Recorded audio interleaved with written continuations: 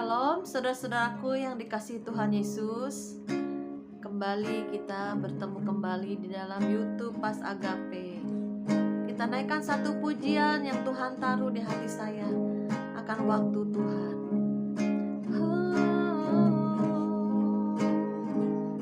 Bila kau izinkan sesuatu terjadi,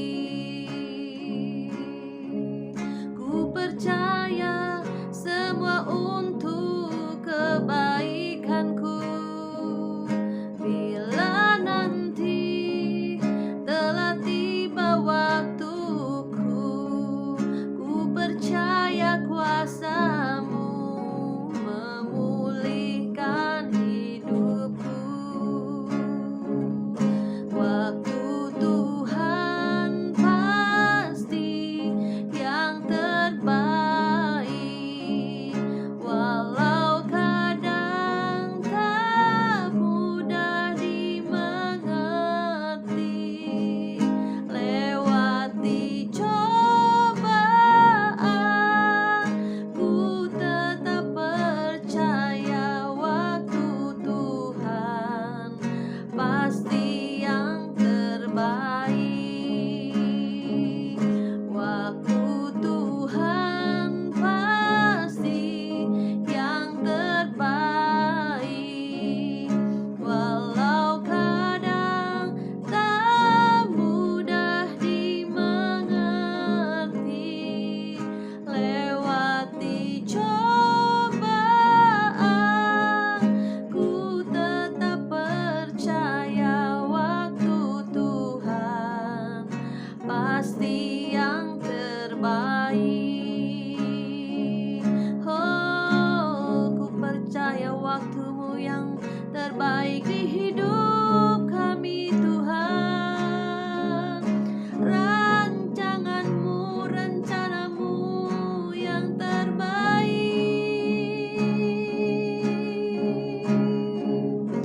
Walaupun cobaan silih berganti datang melanda, namun hatiku tetap padamu.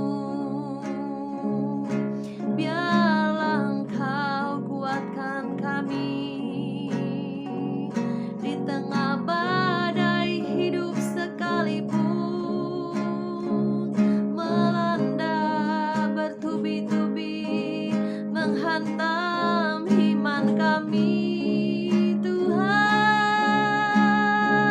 peganglah hati kami, lingkupi dengan kekuatan dan kasih-Mu, agar kami bisa melewati semuanya. Roh Kudus yang menguatkan, Roh Kudus yang menghibur, Tuhan, Kau ajaib. Bapa, terima kasih Tuhan, kami mengucap syukur pada hari ini. Kembali kami boleh datang ke hadirat-Mu Tuhan. Walaupun kami boleh mengalami berbagai macam masalah, pergumulan dan tekanan dalam hidup kami Tuhan, sekalipun badai gelombang datang menerpa perahu kehidupan kami, mungkin dalam hubungan keluarga, mungkin ekonomi, mungkin banyak hal yang sedang kami tergoncang, tapi Tuhan, kami tetap pegang dan berharap kepadamu. Engkau sauh yang kuat bagi kapal kehidupan kami, sehingga bila badai datang, gelombang yang dahsyat datang, kami tetap boleh Tuhan kuat di dalam Engkau. Dan kami akan melewatinya Tuhan, waktu demi waktu, dan menjadikan kami lebih daripada pemenang. Terima kasih Tuhan, terima kasih Yesus, terima kasih Roh Kudus. Biarlah Tuhan, kami semua diberkati pada hari ini. Biarlah YouTube channel Pas Agape ini Tuhan membawa kasih-Mu, membawa kemenangan demi kemenangan, dan ada iman yang dikuatkan, dan ada hati yang lemah boleh semakin diisi oleh firman dan urapan yang baru yang mengalir melalui YouTube ini. Terima kasih Bapa, terima kasih Yesus. Haleluya. Amin. amin, amin. Puji nama Tuhan, saudaraku yang dikasihi Tuhan Yesus. Saya kembali boleh datang di YouTube ini dan boleh menceritakan kesaksian-kesaksian dalam kehidupan saya ya, sehingga boleh menjadi berkat bagi semua yang mendengar. Dan saya percaya Tuhan juga turut bekerja untuk mendatangkan kebaikan. Kemarin YouTube yang terakhir ada sepatah kata yang saya ucapkan, engkau akan berterima kasih untuk masalah. Jadi ada yang call saya ya, Cimaria terima kasih ya, saya baru terbuka pikiran saya dengan ucapan satu kalimat, satu ucapan saja, bahwa suatu hari engkau akan berterima kasih untuk masalah ya. Mungkin saat ini kita mengalami masalah badai hidup, menangis ya dengan air mata ya. Tapi saudara terus maju sambil menabur doa ya, menabur benih. Kita terus maju dan kita akan pulang dengan sorak-sorai. Puji nama Tuhan, kelanjutan kesaksian saya di mana waktu itu saya diberikan ruko ya oleh Tuhan. Padahal itu juga pada saat itu juga usaha suami saya sedang dihantam badai ya, saudaraku. Tapi kuasa Tuhan memberikan saya ruko itu karena anugerah Tuhan ya. Itu suara audible yang kedua di mana saya dapat ruko dari Tuhan. Dan ada saja perkara-perkara ajaib yang Tuhan berikan sehingga bisa mencukupi membeli dengan kontan ya. Nah pada saat itu juga saudara, ada paman saya juga memberi tambahan ya untuk ruko itu, tetapi tidak terpakai. Akhirnya untuk pergi ke rumah sakit, ke dokter ya. Jadi saya lanjutkan ya kesaksian saya.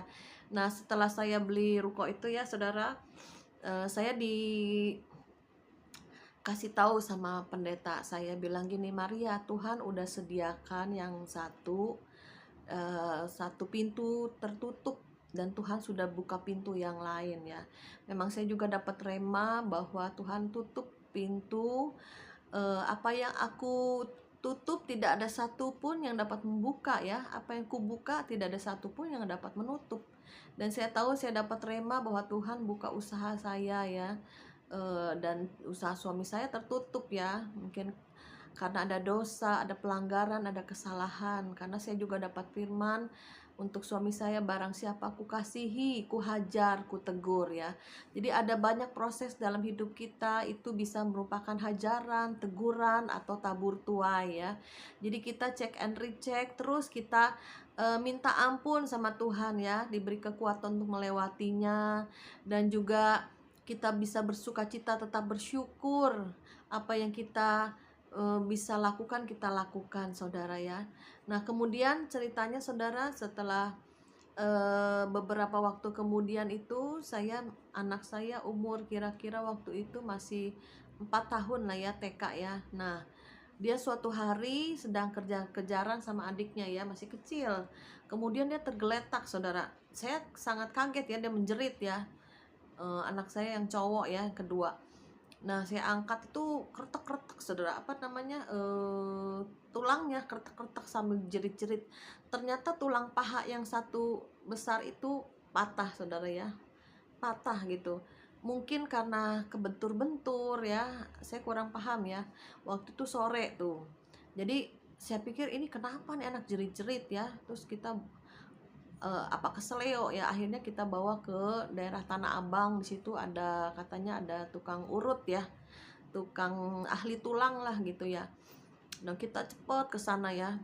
Jadi suami saya udah apa ya, udah khawatir lah gimana ini anaknya. Saya juga cuman hanya pegang kaku ya anak itu, karena sekali saya geser gerak dia udah menjerit-jerit ya. Ternyata tulang pahanya itu yang patah itu nusuk ke dagingnya. Jadi setiap saya gerak sedikit tuh dia udah jerit-jerit nusuk ya. Kemudian pas sudah sampai di rumah orang tukang urut itu di Kebon Kacang Jakarta Pusat itu, tukang urut tuh cuman pegang paha anak saya, dibilang ini bukannya keseleo pak, ini udah patah, nggak bisa gitu. Kalau mau digips atau dibebet pakai, langsung dibebet sih pakai pakai kayu ya saudaraku. Terus suami saya kontak temennya, kasih tahu keadaan anak ya. Terus temannya bilang, udah kamu langsung ke Graha Medica aja. Sekarang jadi rumah sakit Siloam ya di daerah Puri Indah. Nah disitulah kira-kira udah malam ya, kan patahnya sore ya. Nah udah rada malam, terus langsung konsultasi dokter, langsung di ronsen ya. Saat itu juga di ronsen ini anak, kira-kira usia 4 tahun lah. Nah kemudian pada waktu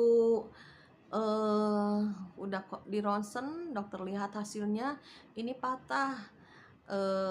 Ada 2 cara, di gips atau di operasi ya, pasang pen. Kemudian kita discuss sama suami, gimana ini ya, ini anak gimana. Terus dokter kasih saran kalau di gips itu ini anak lincah, nggak bisa diem, anak cowok ya, nggak bisa diem, pokoknya gerak-gerak dia sukanya. Saya bilang ini nggak bisa, nanti kalau orang gips itu harus bener-bener diem ya, nggak bisa aktivitas ya, atau dia aktif ya, lari sana lari sini atau bagaimana ya. Akhirnya kami mengambil keputusan untuk operasi ya, operasi besar saudara, dari jam 11 malam sampai jam 1 ya waktu itu ya. Jadi pada waktu itu kami cepat-cepat ambil keputusan untuk operasi besar ya. Saya waktu perjalanan dari rumah nih belum nangis saya ya, suami saya udah panik ya. Nah waktu anak saya masuk meja operasi, dia udah pakai baju operasi, masih kecil ya, anak saya cowok, satu-satunya cowok ya. Kemudian kita orang tua nggak bisa masuk ke dalam ke ruang operasi ya, hanya di pintu ya. Terus dia menjerit saudara, mami, mami, mami. Aduh hati saya hancur saudara ya. Soalnya memang hati saya tuh ke anak itu ya. Saya memang dulu anak saya pertama cewek ya, yang kedua ini saya doa sama Tuhan, Tuhan saya minta anak cowok gitu, karena suami saya kan orangnya rada totok ya, kalau belum dapat anak cowok tuh gimana gitu. Jadi ini anak hasil doa lah, jadi saya mencintai anak ini lebih dari, mungkin lebih dari segalanya gitu ya. Nah kemudian pada waktu dia masuk ruang operasi menjerit-jerit panggil nama saya barulah saya hancur hati ya, saya nangis. Tapi di ruang tunggu ya, karena belum nggak boleh masuk ya. Nah disitulah saya nangis. Kemudian Tuhan kasih lihat saya seperti Abraham yang menyerahkan Ishak anaknya ya. Nah disitulah saya bener-bener apa ya, melepaskan apa yang menjadi berhala di hati saya. Secara tidak sadar itu merupakan berhala ya, karena saya mengasihi anak ini lebih dari yang lain. Kalau cecenya atau adiknya berantem atau apa, saya pasti belain dia, walaupun dia salah tuh waktu kecil saya belain gitu. Pokoknya ini anak kesayangan saya lah gitu ya, saudaraku, anak cowok satu-satunya. Nah disitulah Tuhan nggak mau saya seperti itu ya, maksudnya memberhalakan anak, mengasihi anak lebih daripada Tuhan ya. Ada berhala-berhala di hati kita yang Tuhan sedang bersihkan. Nah melalui peristiwa itu, setelah dia selesai operasi itu, Tuhan sedang mengoperasi hati saya juga saudaraku ya. Memang sakit, memang sedih, memang ini ya apa namanya, sesuatu hal yang menggores ya di hati saya. Dan saya belajar mulai saat itu saya mengasihi Tuhan lebih daripada anak ya. Nah saudara, itulah terus ya Tuhan murnikan hati saya, bersihkan. Karena saya juga minta sama Tuhan, Tuhan jadikan saya permata Tuhan, jadikan saya alatmu Tuhan. Engkau proses, engkau bentuk sebagaimana engkau mau ya. Kan saya juga nyanyi, bagaikan bejana siap dibentuk, demikian hidupku di tanganmu. Jadi pemrosesan tuh satu demi satu. Tuhan kerjakan apa yang di dalam hati saya yang Tuhan tidak berkenan, Tuhan potong ya, Tuhan sayat, Tuhan buang, Tuhan kikis ya. Mungkin saudara dan saya juga ada berhala-berhala di hati yang mungkin saudara sendiri tidak menyadari ya. Tapi pada waktu masalah datang, bahwa pada waktu ujian datang, pencobaan datang, disitulah muncul apa yang merupakan berhala-berhala dalam hidup saudara ya. Apakah anak saudara yang saudara kasih lebih dari Tuhan, atau pekerjaan saudara ya, uang, cari uang, uang, uang, uang, sehingga lupa Tuhan ya. Jadi uang segala-galanya itu juga jadi berhala ya.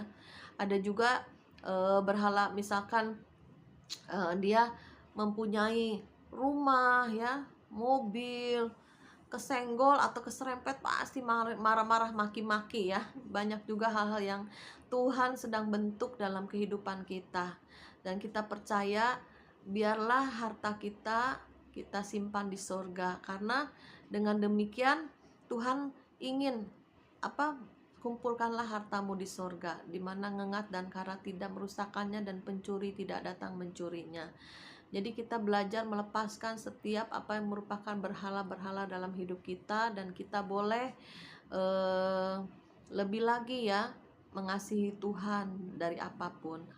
Puji nama Tuhan, saya mengucap syukur ya jika teman-teman yang menonton YouTube channel Pas Agape memberikan komen-komen ataupun WA ya, share, maupun mereka mengalami banyak hal dalam hidup mereka itu, dan mereka menceritakan ya. Di samping juga kita juga boleh saling mendoakan ya. Ada juga satu teman yang berkata, Cimaria, aku punya pegawai, aku rindu supaya mereka boleh mengenal Kristus ya.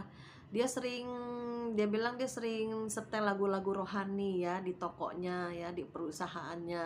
Saya bilang itu bagus, kita undang hadirat Tuhan ya di usaha kita, di rumah kita, sehingga semua karyawan, semua keluarga kita, hatinya, roh mereka menerima damai sejahtera dari Tuhan ya. Suatu hari Tuhan jamah ya, bisa lewat pujian ya. Terus juga kita bisa memberitakan Injil kerajaan Tuhan ya, membagikan tentang Tuhan Yesus ya. Jadi ada satu kerinduan di hati kita untuk mengumpulkan harta di sorga ya. Saya juga dulu belum ada mobil, saya bilang, Tuhan, suatu hari kalau saya ada mobil, saya mau Tuhan angkut teman-teman gitu ya, untuk datang ke gereja, ke KKR, kemana. Itu jauh waktu saya masih muda ya. Tapi betul saudara, setelah saya punya mobil, saya sering ajak teman-teman ya ke KKR, ke doa, ke acara-acara rohani ya, kadang ke panti asuhan, kemana-mana ya. Dan kemudian saya juga punya satu kerinduan saudaraku ya, kehidupan saya boleh jadi berkat ya. Ada juga yang kasih komen ya di YouTube tuh, Cimaria, saya punya karyawan 1.000 katanya. Waduh, itu ladang-ladang sudah menguning nih, saya bilang ya. Itu siap penuaian jiwa-jiwa ya. Kita doakan karyawan-karyawan kita doakan pegawai-pegawai kita, bahkan pembantu rumah tangga saya pun ya ada yang bertobat terima Yesus. Jadi apapun kita lakukan ya, jangan egois, jangan keselamatan hanya untuk kita sudah ya. Dan saudara berpikir ya aman-aman lah sambil nunggu-nunggu kedatangan Tuhan. Saudara sadar ya, berjaga-jaga, jangan hanya nunggu kedatangan Tuhan dengan tidak berbuat apa-apa. Saudara tetap lakukan bagian saudara, memberitakan Injil ya. Kedatangan Tuhan bukan pada saat seperti corona datang ya, juga bencana, perang, belum ya, belum kedatangan Tuhan. Kedatangan Tuhan kalau Injil kerajaan Allah sudah diberitakan sampai ke ujung-ujung bumi. Sudahkah kita beritakan Injil ya, sampai Injil diberitakan dengan dahsyat ya, penuaian akhir terjadi, maka datanglah Tuhan kedua kalinya. Jadi siap-siapkan hati kita terus bekerja di ladang Tuhan, kita taruh harta kita yang kekal di sorga, pakai seluruh kemampuan kita ya, seluruh dana kita, seluruh apapun ya, doa kita, kekuatan kita untuk keselamatan bagi jiwa-jiwa ya. Dan kita juga mungkin di posisi saat ini sebagai bos atau sebagai mempunyai jabatan sebagai artis, sebagai apapun, pakai semuanya untuk jadi alatnya Tuhan ya. Baik yang mempunyai jabatan yang besar, tinggi, maupun kita yang sederhana pun kita bisa pergi memberitakan Injil. Kita bisa ngobrol atau telepon ya, atau pasang status tentang Tuhan. Tuhan jamah. Saya juga pernah punya pengalaman ya. Ada teman saya tahu dia belum mengenal Kristus ya. Saya hanya doa di hati, Tuhan kasihani dia Tuhan supaya dia percaya Yesus, mengenal Kristus. Saya bilang gitu ya. Nggak berapa lama saudara, saya juga terheran-heran loh. Dia datang lagi ya ke toko gitu belanja. Dia cerita dia udah terima Yesus. Saya bilang, waduh, berarti ada yang mendoakan, ada yang menanam, menyiram, Tuhan yang beri pertumbuhan ya, ada yang menginjili ya. Ya puji Tuhan. Jadi saudara, apapun kita lakukan untuk pekerjaan Tuhan ya, jiwa-jiwa menunggu penuai-penuai. Jadi kita simpan harta kita yang kekal di surga, pakai seluruh kemampuan kita, jabatan kita, pakai seluruh apa yang kita miliki ya, untuk kekekalan ya. Puji nama Tuhan, karena kita hidup ini sementara, dan juga kita tidak tahu kapan umur kita selesai ya. Tapi biarlah hidup kita boleh menjadi berarti bagi Tuhan, dan kita sudah menyelesaikan tugas kita dengan baik di bumi ini. Puji nama Tuhan. Ini saya ada satu cuplikan khotbah yang saya terima ya dari teman-temanku. Ini bagus sekali ya, membuka pikiran saya dan juga pasti membuka pikiran saudara. Saudara bisa nonton sampai habis. Puji nama Tuhan. Haleluya. Jadi logika kita itu logika yang terbalik dengan dunia. Kalau mereka takut mati, kita senang mati. Kalau mereka memandang dunia sebagai lahan untuk menikmati kebahagiaan, kita memandang dunia sebagai lahan untuk training, untuk berjuang, melatih diri, mengubah diri. Beda sekali. Logika yang terbalik. Nah, saudara sudah punya logika yang terbalik belum? Ini masalahnya. Pada umumnya orang memahami hidup itu makan, minum, memiliki fasilitas, rumah, mobil, dan lain sebagainya, menikah, dan memiliki keturunan, pacaran dulu, menikmati segala sesuatu yang bisa dinikmati dalam hidup ini, hobi, pemandangan alam, hiburan-hiburan yang ditawarkan dunia, meraih gelar, pangkat, kehormatan. Ya itulah hidup pada umumnya. Jangan salah loh, bukan tidak boleh punya rumah, mobil, gelar, pangkat, bukan tidak boleh. Itu semua kita raih untuk kepentingan Tuhan. Tapi orang kan meraih itu untuk prestasi pribadi yang nanti akan terkubur bersama dia. Tapi kalau kita meraih semua ini untuk Tuhan, harta kita sendiri nanti di langit baru, bumi baru.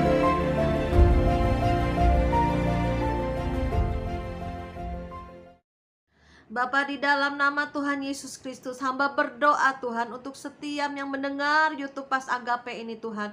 Tidak ada lagi berhala-berhala di hati mereka Tuhan, yaitu atau anakkah, suamikah, istrikah yang jadi berhala. Tidak ada lagi Tuhan. Engkau cabut, Kau buang Tuhan.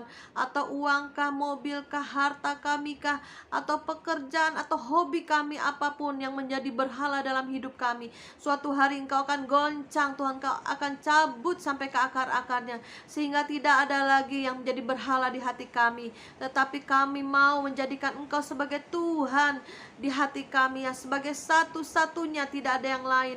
Dan kami juga boleh menyimpan harta kami di surga. Di mana harta kami berada, di situ hati kami berada. Kami bawa kepada kekekalan setiap kehidupan kami, dan setiap apa yang kami kerjakan membawa dampak pada kekekalan.